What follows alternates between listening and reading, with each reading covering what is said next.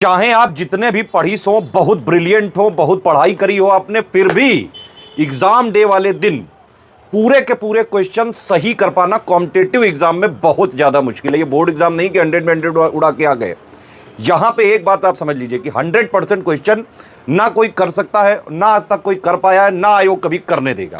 IAS PCS वाले exam में generally ये होता है कि जो अच्छे खासे सीरियस स्टूडेंट होते हैं उनको भी एग्जाम के प्री वाले जो है पेपर में, जीएस वाले में 40-45% क्वेश्चन ही एग्जैक्ट जो है पता होते हैं। अगर आप बहुत ही ज्यादा ब्रिलियंट हो तो बहुत ज्यादा, मान लिया 50%।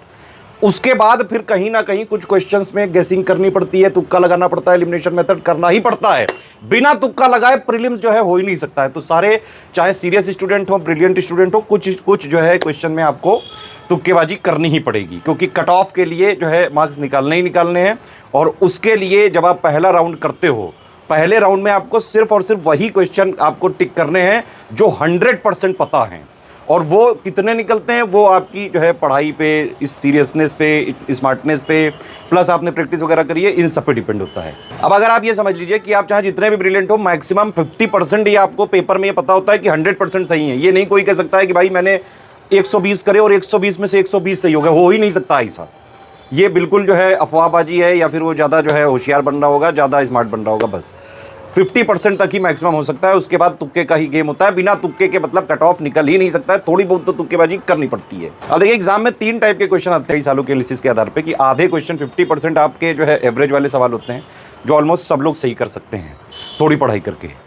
फिर जो है अगले जो है 25-30% क्वेश्चन होते हैं, वो थोड़े से मॉडरेट टू टफ होते हैं, जिनको एक्चुअली थोड़ा स्मार्ट तरीका चाहिए, एलिमिनेशन वगैरह चाहिए, है ना, गेसिंग वगैरह चाहिए सॉल्व करने के लिए। और लास्ट के जो 10-15% सवाल होते हैं, वो जानबूझ के आयोग इसी तरह से बनाता है कि भाई आप चाहे जितने भी ब्रिलियंट हो, चाहे जितना भी आपको अपने ऊपर एटीट्यूड हो, ईगो हो, वो आपके ईगो को और घमंड को तोड़ने के लिए बनाए जाते हैं कि गुरु चाहे जितने भी पढ़ीस हो ये नहीं करने देंगे। लेकिन जब आप एग्जाम दे रहे होते हैं तो परिस्थितियां जो है, काफ़ी ज़्यादा प्रेशर होता है आपके ऊपर, इतने सारे लोग बैठे रहते हैं, बाकायदा सबकी नज़रें होती हैं, तो काफ़ी विषम परिस्थितियों में आप एग्जाम देते हैं। वहाँ पे प्रेशर होता है, साइकोलॉजिकल प्रेशर भी बहुत ज़्यादा होता है। और वहाँ पे परफॉर्म करना प्लस घर पे परफॉर्म करना, दोनों अलग अलग चीज़ें हैं, ठीक है। जब आप एग्जाम में परफॉर्म कर रहे होते हो तो उस विषम परिस्थितियों से आपको अपना धैर्य नहीं छोड़ना है, अपने साहस को बना के रखें और गुस्सा क्रोध वगैरह मत करें। ये नहीं कि जो है क्वेश्चन नहीं सॉल्व हो पा रहा है, पानी वगैरह का भी इंतजाम नहीं किया है आयोग ने, सामने देखा इन्विजिलेटर की जो है ये सर्दियों में इतनी दूर से, एक तो सेंटर में बुलाया इसने, पानी भी नहीं मिल रहा है, सामान भी नहीं रखा गया, यहाँ क्वेश्चन भी नहीं सॉल्व हो पा रहा है, तुक्का भी नहीं लग रहा है। इसी बीच में आप कुछ क्रोधित होकर किसी को वहाँ पे कुछ भी आपने ऐसी चीज़ें कर दी, जो है कुछ बोल दिया, कूट दिया, कुछ भी कर दिया, भाई सीधे सीधे जो है आप नॉट फिट फॉर जो है टेक्निकल एजुकेशन, या not fit for any exam अगर कहीं इन्विजिलेटर ने लिख दिया हो। या फिर जो है इस समय उत्तर प्रदेश की सरकार, आप जानते हैं पुलिस बहुत दुरुस्त है, किसी भी तरह से कोई भी जरा सी भी अफवाहबाजी मत करें। पेपर लीक वगैरह का कानून पास हो चुका है, जरा सी भी कोई चीज़ करनी ही नहीं है। चुपचाप एग्जाम देने जाओ बिना लिबिर लिबिर किए, जितना आता है अटेम्प्ट करो, थोड़ा बहुत तुक्केबाजी करो, एलिमिनेशन करो, स्मार्ट गेसिंग करो और एग्जाम दे के वापस आ जाओ। एक और बहुत प्रचलित ये जो है लोग कहते हैं कि भाई सी ऑप्शन को लगाना चाहिए अगर कुछ ना है तो। मैं आपको बिल्कुल रियली बताऊं, मैंने अभी यूपी पीएससी 2018 से लेके 2023 तक का सारी की के जो है ऑप्शन बाकायदा मैंने चेक किए कि भाई क्या सी वाले का परसेंटेज ज़्यादा, ऐसा कुछ नहीं है। वो जो है सी वाले का परसेंटेज किसी में 20% है, किसी में 27% है, 26% है, 24% है, इसी तरह से है। तो कोई ऐसा फिक्स पैटर्न नहीं है। मतलब जैसे ये प्रोबेबिलिटी होती है ना कि भाई 4 ऑप्शन है तो चारों जो है 25% होंगे, है ना, तो वो उसी तरह से है। ये ऐसा कोई विशेष यहाँ पे वो नहीं है कि भाई सी ही ऑप्शन आता है, तो ये सब बेवकूफ़ी कतई मत करें। देखिए इसमें ये समझना पड़ेगा आपको तुक्केबाजी करते टाइम कि 2-3 टाइप के क्वेश्चन होंगे। एक तो ये होगा कि भाई सीधे आपका सॉल्व हो गया, है ना। एक वो होगा कि जिसके चारों में से कुछ भी नहीं पता है, आपको रत्ती भर भी पता नहीं है ना, जीवन में पहली बार ही उस क्वेश्चन के शब्दों को या फिर कोई टेक्निकल टर्म देख रहे हैं, कि पहली बार ही जो है पेपर ही देख रहे हो, ऐसे क्वेश्चनों को कतई ना छुएं। ये वाले क्वेश्चन 150 में से करीबन मेरे हिसाब से 10-12% हो सकते हैं।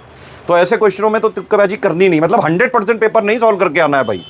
थोड़ा सा ऐसा बिना रिस्क लो कि नहीं सर आपने बोला नो रिस्क नो गेन, 150 में 150 मार के आऊंगा मैं, ऐसा नहीं करना है भाई। दिमाग खुला रखना है, वैज्ञानिक तरीके से करनी है चीजें। अब 2 टाइप के और बचे कि भाई एक तो ये होगा कि आपने 2 ऑप्शन किसी तरह एलिमिनेट कर लिए, उसमें 2 में से एक कोई बस फंसा हुआ है, और एक वो होगा कि आपने एक ही ऑप्शन एलिमिनेट कर पाया, 3 में से फंसा हुआ है। मेरे हिसाब से इन दोनों टाइप के केसेस में आपको जो है स्मार्ट गेसिंग, एलिमिनेशन मेथड और अपने कॉमन सेंस का यूज करके जरूर अटेम्प्ट करके आना चाहिए वहां पे। ये रिकमेंडेड है, क्योंकि कट ऑफ तो आपको निकालना ही है किसी भी हालत में। बिल्कुल सेफ साइड खेलोगे तो फिर तो कतई नहीं होना है। क्यों? क्योंकि मैंने बताया आपको भाई, चाहे जितने भी ब्रिलियंट हो आप, ऐसा नहीं हो सकता है कि आप पूरे के पूरे जो है पेपर में आपको 100% जो है सही मिल जाए, बिल्कुल 100% आपको पता भी हो कि एक भी गलत नहीं हो सकता, ऐसा कोई पैदा ही नहीं हुआ है। एक और चीज़ कर सकते हैं आप कि अगर मान लीजिए कोई ऐसे क्वेश्चन है जिसमें चारों में से कुछ भी नहीं पता है आपको, तो आप ये कर सकते हैं, मान लो आपको लग रहा है कि एक आपकी मन की गट फीलिंग कह रही है, एक अंदर का इंट्यूशन कह रहा है कि यार मुझे लग रहा है यही होगा, ए बी सी में डी में जो भी आपको लगे, तो उस टाइम अगर आपको लग रहा है कि आपके बचपन से चीज़ें क्योंकि पड़ी हुई है, कहीं ना कहीं सबकॉन्शियस माइंड में है, कुछ ना कुछ जो है रिकॉल करने की दिमाग कोशिश कर रहा है, आपको संकेत दे रहा है, तो अपने मन की बात सुने। वहाँ पे ध्यान रखें, कभी कभी जो है पेपर के क्वेश्चन में ही उसका आंसर होता है। अभी जैसे बीपीएससी में कोई क्वेश्चन आया था, उसमें प्लेस का नाम पूछा था, पटना साहब वो था, और उसमें उसी में ऑप्शंस में भी पटना था। तो इस तरह के भी क्वेश्चन आते हैं, ध्यान रखना। ध्यान से दिमाग खोल के अगर आप जो है सारा पेपर सॉल्व करोगे, तभी मैं कह रहा हूँ नींद लेके जाओ, फ्रेश माइंड से देना पेपर, और एग्जाम के जस्ट पहले मत कुछ पढ़ना, अपने माइंड को फ्रेश रखो, ताकि आप जो है स्मार्ट गेसिंग, एलिमिनेशन है ना, और presence of mind, common sense, इन सबका यूज भी कर सको। कभी क्वेश्चन से आंसर ना निकले तो आंसर से देखो कि भाई क्या क्या चीज़ें हो सकती हैं, रिवर्स इंजीनियरिंग करने की कोशिश करो, कुछ ना कुछ तिकड़म लगाना जरूर। और जो है पेपर को पहले राउंड में ये जरूर करना कि सिर्फ वही क्वेश्चन आप अटेम्प्ट करें। अगर कोई में जरा सा भी कंफ्यूजन हो रहा है कोई, तो कि हाँ बाद में करेंगे, बाद में करेंगे, बाद में करेंगे, जो 100% पता हो वही करना, तभी साइकोलॉजिकली आप प्रेशर जो है पेपर पे बना पाएंगे और उस पर उछल के कूदोगे।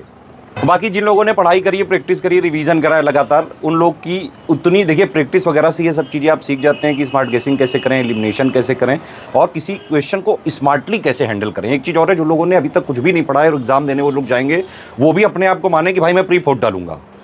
क्यों? क्योंकि भाई जब पढ़ाई नहीं तो कोई कंफ्यूजन ही नहीं है, जब कोई कंफ्यूजन ही नहीं है तो फिर एग्जाम दे के फोर्थ डालो जाके, और क्या। थोड़ा बहुत हो सके तो जितना जो है प्रेजेंस ऑफ माइंड, जितना कॉमन सेंस हो उतना यूज़ करें। पढ़ने पर ही तो कंफ्यूजन होते हैं सबसे ज़्यादा।